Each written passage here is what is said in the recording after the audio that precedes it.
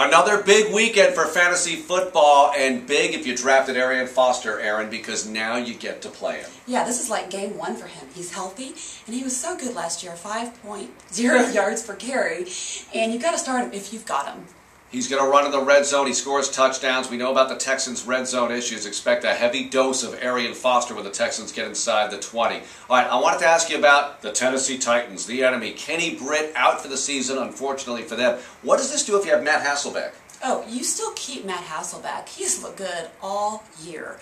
And you got to like Nate Washington. He filled in nicely for Britt. Now, I don't like him this week because he goes up against a really tough Joe Hayden, who is not giving up any yards this year to wide receivers. He is just tough, and he is holding them. So I don't like his matchup this week. At best, I put him at a flex position, but you got to have him on your team in place of Kenny Britt. Michael Vick has been practicing for the Eagles this week. How do you feel if you have him as a player in your fantasy team? Well, you're obviously disappointed, but you knew the risk going in. If you take Michael Vick, you better have a pretty good backup. You better have drafted a backup quarterback early enough so that he's good enough to substitute for him. But yeah, he plays like a running back. He's going to get sacked. He's going to get injured. So yeah, so you're disappointed. But if you have him in, if he's playing, you're playing him. All right, what is the sneaky pick of the week?